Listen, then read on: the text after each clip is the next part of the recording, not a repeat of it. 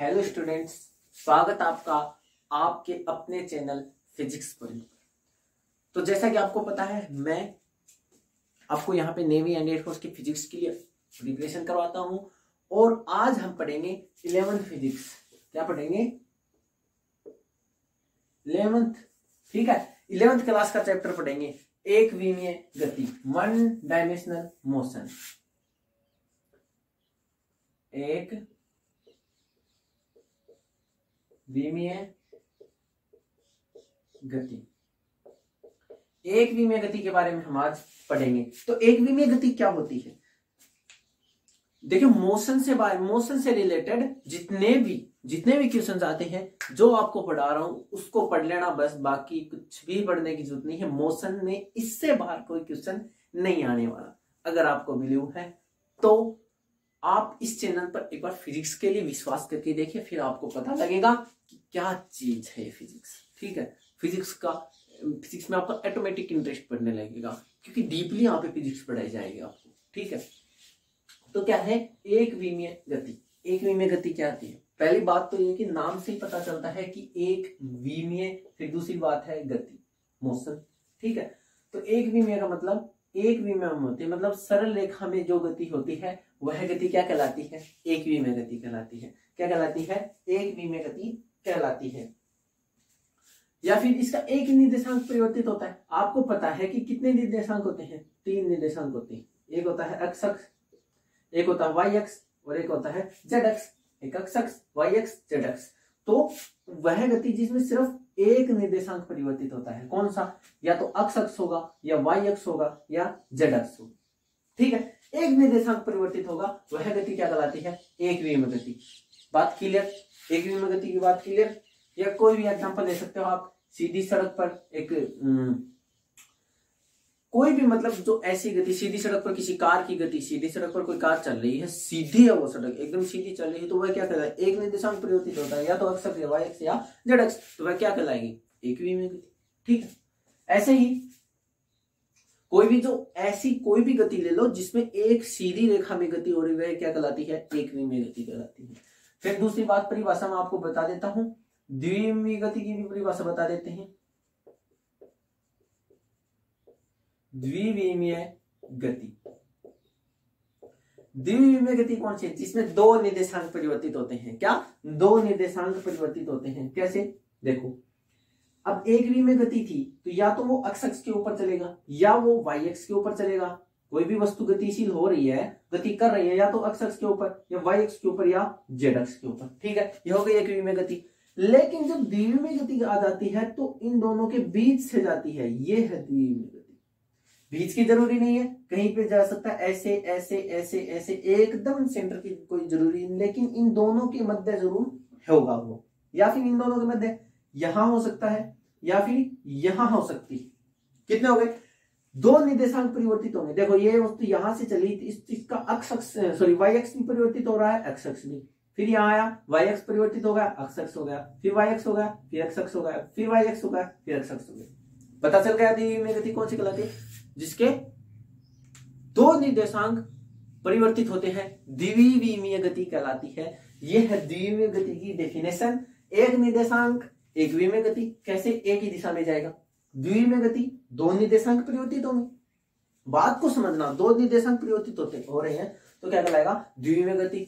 फिर द्विविमीय गति के एग्जांपल बता देता हूं आपको। क्या होता है? वर्तीय गति। वर्तीय गति जो है वह द्विविमीय गति का बहुत ही मोस्ट इंपोर्टेंट एग्जांपल है। और वर्तीय सर्कुलर मोशन के बारे में एक अलग से टॉपिक है, वो भी मैं आपको करवाऊंगा। एक विमीय गति पढ़ने के बारे में जब हम द्विविमीय गति के बारे में पढ़ेंगे तो हम पढ़ेंगे वर्तीय गति। उस पूरे चैप्टर में द्विविमीय गति का जो चैप्टर आएगा, उस पूरे चैप्टर में वर्तीय गति ही चलेगी। इससे अगला चैप्टर अपना वही होगा। बात होगी द्विविमीय गति की। फिर त्रिविमीय गति की बात कर रहे हैं। त्रिविमीय गति, 1 नंबर, 2 नंबर और 3 नंबर।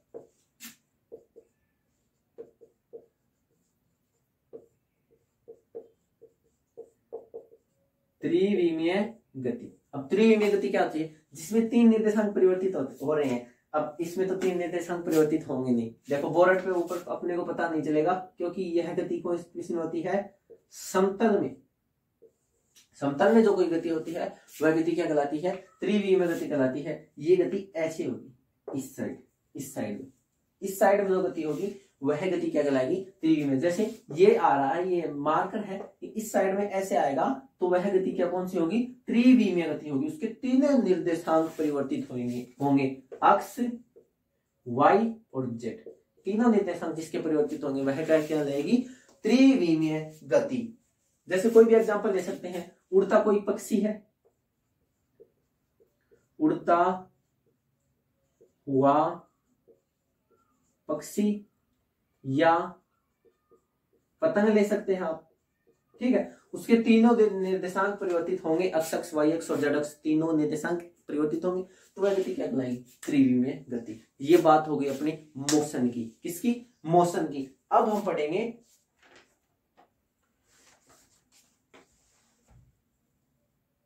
पढ़ेंगे दूरी और विस्थापन। बात क्लियर, गति के बारे में, एक विमीय गति के बारे में मैंने आपको बता दिया, द्विविमीय गति के बारे में मैंने आपको बता दिया और त्रिविमीय गति के बारे में मैंने आपको बता दिया। अगर कुछ भी समझ में नहीं आ रहा हो या कुछ मैंने छोड़ दिया हो तो कमेंट बॉक्स में जरूर बताना, वो मैं आपको अगली वीडियो में जरूर बता दूंगा, ठीक है।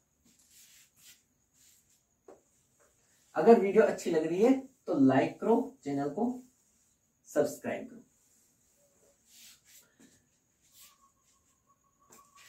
क्या बात है, कण किसे कहते हैं, एक बात, एक परिभाषा और देख लो, कण की किसे कहते हैं, कण की परिभाषा। कण वह होता है जिसके द्वारा तय की गई दूरी उसके आकार की तुलना में बहुत बड़ी हो। क्या, जिसके द्वारा तय की गई दूरी उसके आकार की तुलना में बहुत बड़ी हो, या फिर ऐसे बोल सकते हैं कि जिसका आकार तय की गई दूरी की तुलना में बहुत कम हो, तो वह क्या कहलाता है, कण कहलाता है। बात क्लियर।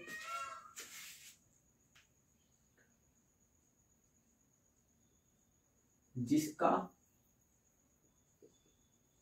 आकार तय की गई दूरी की तुलना में बहुत कम हो, वही क्या कहलाएगा, कण कहलाएगा। बात करते हैं दूरी और विस्थापन की। ये बात दूरी और विस्थापन के बारे में आप अच्छी तरीके से, मतलब एकदम अच्छी तरीके से मैं समझाऊंगा और आप अच्छी तरीके से समझ लीजिएगा। बात क्लियर। देखो, दूरी और विस्थापन, दूरी तथा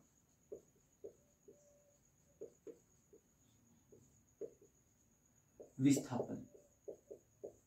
देखो, पहले अपन दूरी के बारे में पढ़ेंगे, फिर अपन विस्थापन के बारे में पढ़ेंगे और फिर हम पढ़ेंगे दूरी और विस्थापन के मध्य डिफरेंस। और एक क्वेश्चन, 2 क्वेश्चन मैं आपको कराऊंगा दूरी और विस्थापन से रिलेटेड, जो एग्जाम में अक्सर पूछते रहते हैं। वो तो उनकी मर्जी है कब पूछते हैं, ठीक है, लेकिन एग्जाम में आते रहते हैं यहाँ से क्वेश्चन, ठीक है।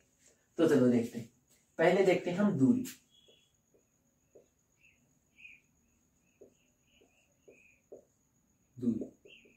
ठीक है, दूरी देखो, दूरी क्या होती है, मतलब कोई भी वस्तु जितनी दूर चल लेती है वही उसके द्वारा तय की गई कितनी होती है, दूरी होती है। चाहे वह ऐसे ऐसे ऐसे ऐसे ऐसे ऐसे ऐसे ऐसे ऐसे वापस यहाँ पे आ गया तो उसने इतनी दूरी क्या कर ली, तय कर ली।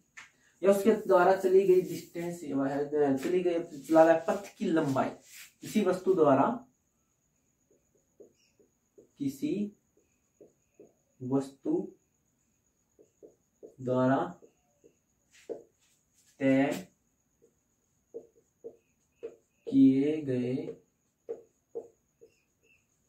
पथ की लंबाई ही क्या कहलाती है, दूरी कहलाती है। किसी वस्तु द्वारा तय किए गए पथ की लंबाई क्या कहलाती है, दूरी कहलाती है। अब बात करते हैं कि दूरी कैसी राशि है। दूरी एक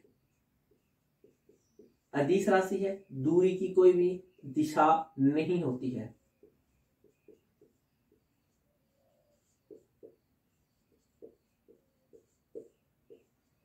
बात की। फिर अगली बात करते हैं कि दूरी का मात्रक क्या होता है।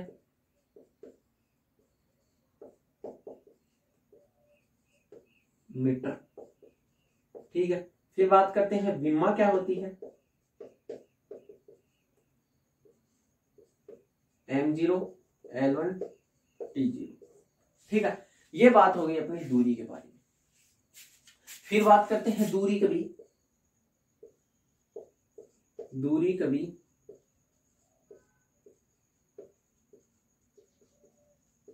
ऋणात्मक नहीं होती। फिर बात करते हैं दूरी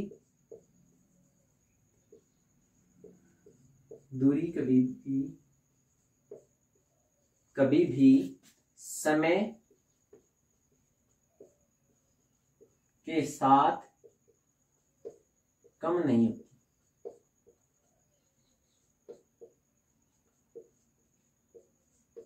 ठीक है, दूरी हमेशा बढ़ती है, कम नहीं होती है। जैसे हम चलते जाते हैं तो दूरी बढ़ती ही जाएगी, वो है कभी भी कम नहीं होगी। बात क्लियर यहां तक।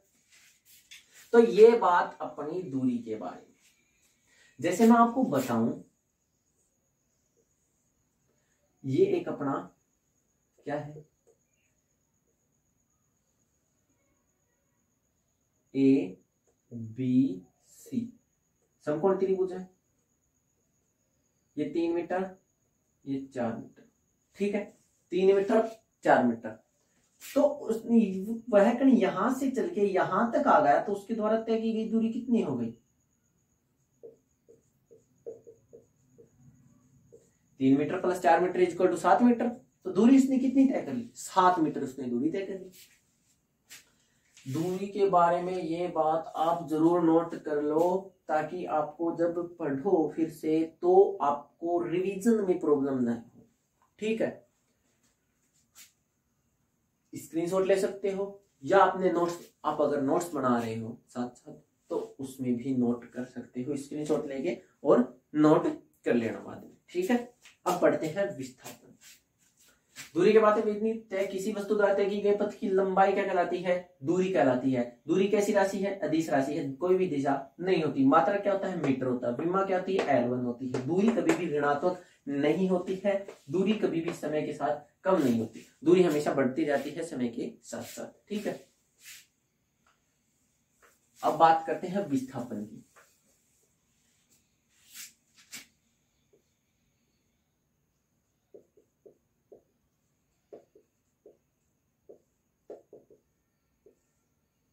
ठीक है, विस्थापन की बात करते हैं अपन।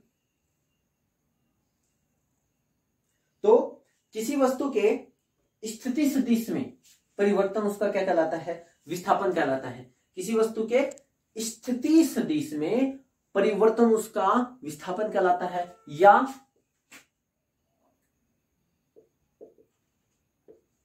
स्थिति सदिश में परिवर्तन।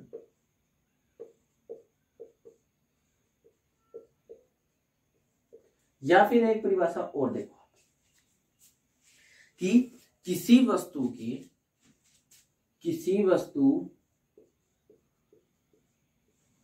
दोनों है डिस्टेंस, दोनों डिस्टेंस ही है, दूरी और विस्थापन। किसी वस्तु द्वारा तय किए गए पथ के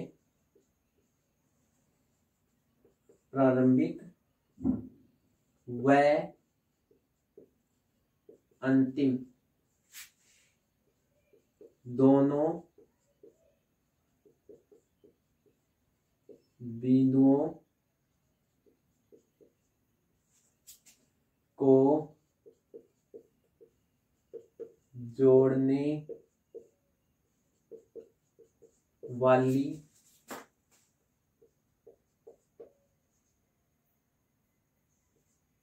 सीधी सरल रेखा की लंबाई उस वस्तु का विस्थापन कहलाता है।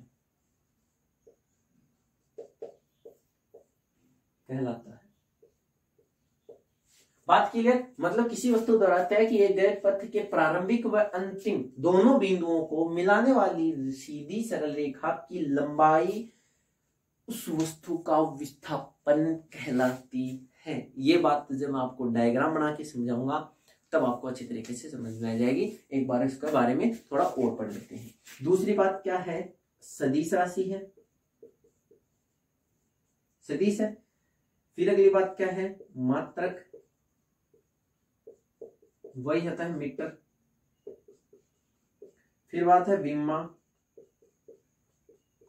वही होती है m0 l1 t0। ठीक है। फिर बात है दूरी के बारे में। हमने क्या पढ़ा था कि दूरी कभी ऋणात्मक नहीं हो सकती। विस्थापन ऋणात्मक हो सकता है।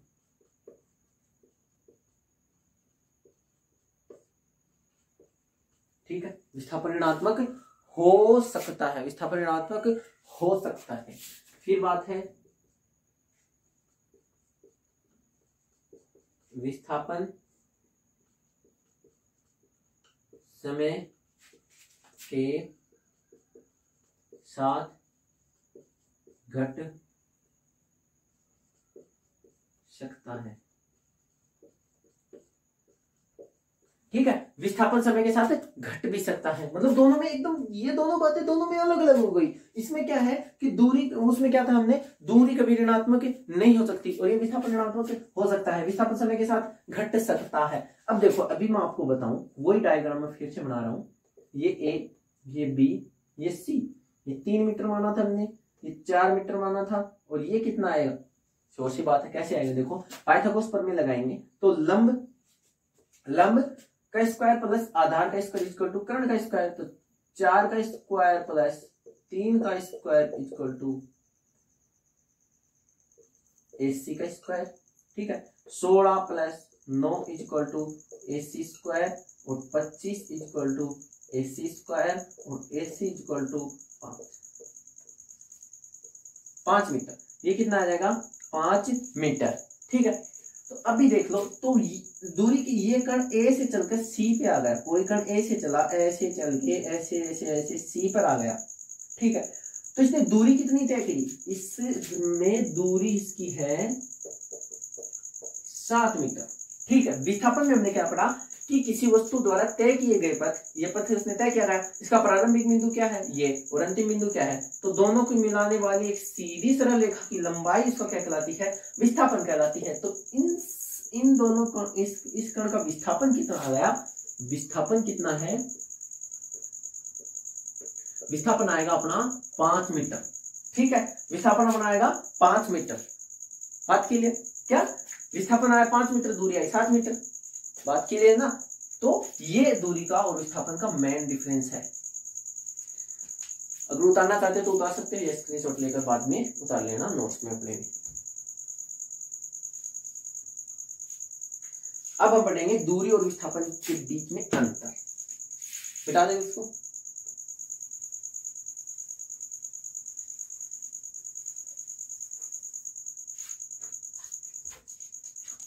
दूरी तथा विस्थापन के मध्य तुलना जो दूरी और विस्थापन के मध्य जो तुलना है वो बहुत ही ज्यादा इंपॉर्टेंट है। ये देखो, दूरी लिख दी मैंने, ये लिख दिया मैंने विस्थापन।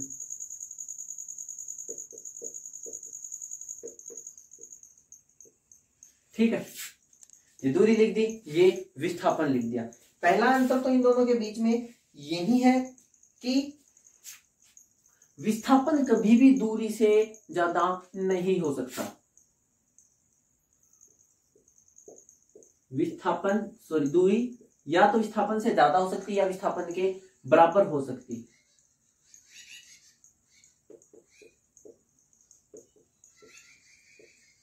पहली बात क्लियर। दूरी हमेशा या तो विस्थापन से ज्यादा होगी या विस्थापन के बराबर होगी। कभी भी दूरी और विस्थापन क्या नहीं होंगे, विस्थापन कभी भी दूरी से ज्यादा नहीं हो सकता। कैसे? देखो बराबर कब होगा, अभी तो एक एग्जांपल ज्यादा का तो आपने देख ही लिया था कि दूरी कितनी तय की उसने 7 मीटर और विस्थापन कितना गया 5 मीटर, तो दूरी और विस्थापन से ज्यादा हो गई ना दूरी। और फिर एक बराबर की कंडीशन देखते हैं जब सीधी सरल रेखा में गति होती है एक ही दिशा में, मतलब कोई कहीं यहां से चला इधर चल रहा है, ऐसे चलता चलता चलता चलता यहां तक पहुंच गया, तो उसने 7 मीटर तो दूरी की और उसका विस्थापन भी कितना हो जाएगा 7 मीटर, तो यह हो जाएगी बराबर की कंडीशन। 7 मीटर की दूरी तय करेगा और 7 मीटर इसका क्या होगा विस्थापन होगा। फिर दूसरा अंतर देखो कि दूरी ऋणात्मक नहीं हो सकती, दूरी कभी भी ऋणात्मक नहीं हो सकती और ना ही शून्य हो सकती है। दूरी कभी भी शून्य नहीं होती, दूरी शून्य नहीं हो सकती, कभी भी शून्य नहीं। एक कदम चला दूरी शून्य नहीं हो सकती, लेकिन मैंने वो कदम वापस रख लिया तो दूरी तो कितनी हो गई 2 गुना हो गई, मतलब 2 कदम के बराबर, और विस्थापन कितना हो गया शून्य। तो कि विस्थापन हुआ ही नहीं, उसके पहले पॉइंट और दूसरे पॉइंट के बीच में कोई दूरी है ही नहीं, पहले उसके द्वारा तय किए गए पथ के बीच में कोई दूरी नहीं है, दोनों पॉइंटों के बीच में शुरुआत का और अंतिम का, तो विस्थापन कैसे होता? तो उस कंडीशन में विस्थापन तो हो जाएगा 0 और दूरी कितनी हो जाएगी 2 कदम के बराबर। बात कीजिए, यह दूसरा अंतर है कि गतिमान कण की दूरी कभी भी ऋणात्मक या शून्य नहीं हो सकती।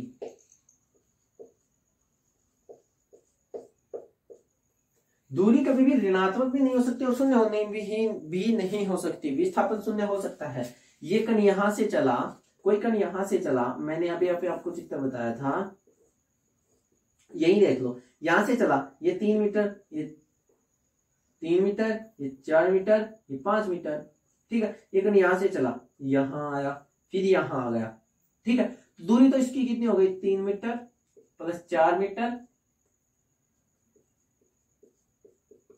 प्लस 5 मीटर, दूरी इक्वल टू 4 3 7 5 12 मीटर, ठीक। लेकिन विस्थापन कितना है बताओ एक बार, विस्थापन कितना है? विस्थापन है 0। कहां है विस्थापन? है ही नहीं विस्थापन, यहां से यहां पे आएगा। अंतिम बिंदु और प्रारंभिक बिंदु के बीच में कोई भी दूरी नहीं है, उसकी कोई भी लंबाई नहीं है, तो क्या हो गया विस्थापन 0 हो गया, ठीक है। तो ये हो गई विस्थापन 0 की कंडीशन। तो गतिमान कण की दूरी कभी भी ऋणात्मक या शून्य नहीं हो सकती। आप देख सकते हो दूरी कभी भी शून्य नहीं हो सकती। फिर तीसरी बात देखते हैं,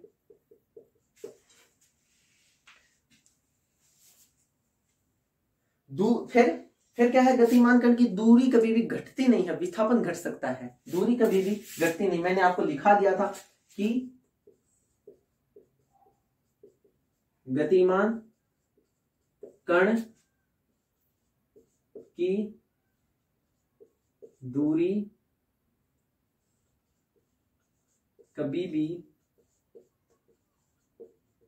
घटती नहीं है, विस्थापन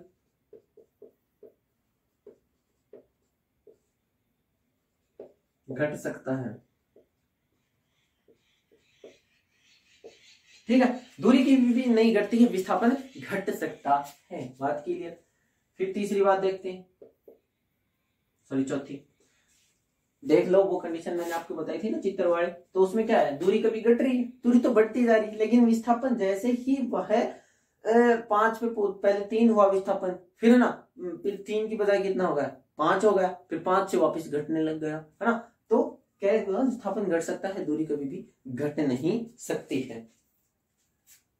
फिर एक बात मैंने आपको बताई थी कि एक सरल रेखा में तय की गई दूरी तथा विस्थापन, एक सरल रेखा में और एक ही दिशा में, एक सरल रेखा में और एक ही दिशा में तय की गई दूरी और विस्थापन दोनों क्या होते हैं, बराबर होते हैं, ठीक है। ये थी अपने विस्थापन और दूरी के बीच तुलना।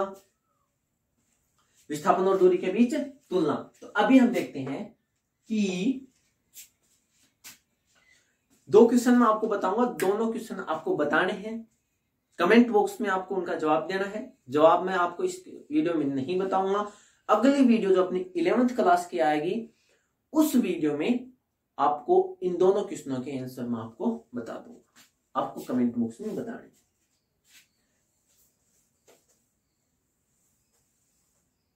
क्या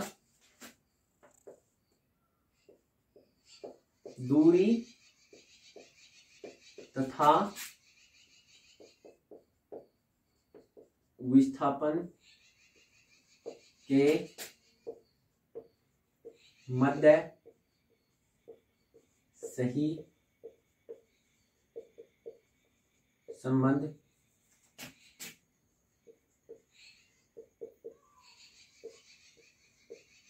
है। पहला ऑप्शन दूरी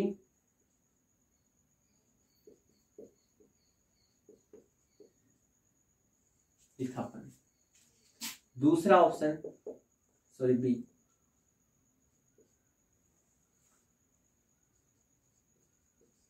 दूरी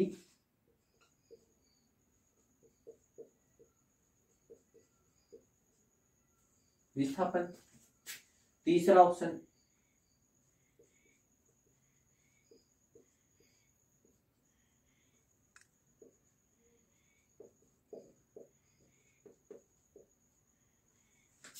चौथा ऑप्शन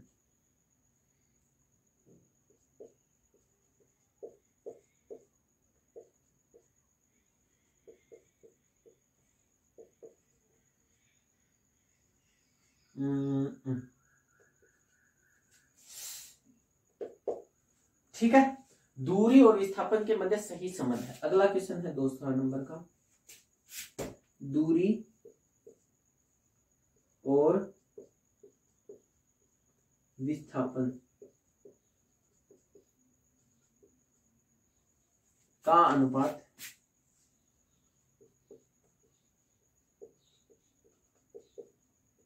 हमेशा का अनुपात होता है।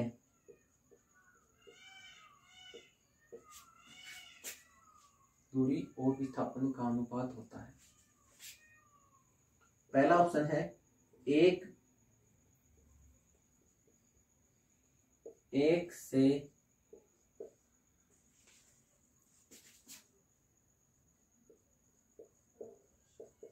हमेशा 1 से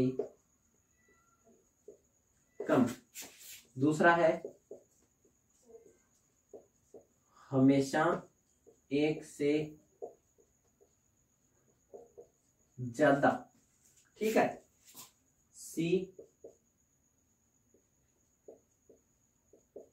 हमेशा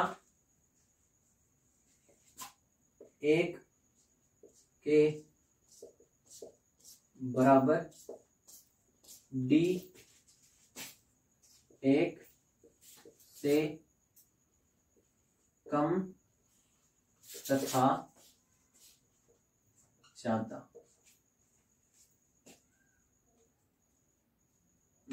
1 से कम, 1 से ज्यादा, हमेशा 1 के बराबर, 1 से कम नहीं, 1 से ज्यादा तथा बराबर। ये दो क्वेश्चन, हमेशा 1 से कम, हमेशा 1 से ज्यादा, हमेशा 1 के बराबर और हमेशा 1 से कम 1 से ज्यादा या बराबर। ठीक है, ये दो क्वेश्चन आप स्क्रीनशॉट लीजिए। दोनों क्वेश्चन आपको कमेंट बॉक्स में इनका आंसर देना है और वीडियो को एंजॉय करना है। अगर मेरी वीडियो अच्छी लगे तो लाइक करना और चैनल को सब्सक्राइब करना, ताकि मेरे को भी मोटिवेशन मिले। और कमेंट बॉक्स में जरूर बताना जो मैंने पढ़ाया है वो आपको अच्छी तरीके से समझ में आ रहा है या नहीं। कोई मैं गलती कर रहा हूं या कुछ मेरी कमियां हैं तो वो आप कमेंट बॉक्स में जरूर बताना, ताकि मैं उसमें अगली वीडियो में मैं उसमें सुधार कर सकूं। थैंक यू, धन्यवाद, लव यू।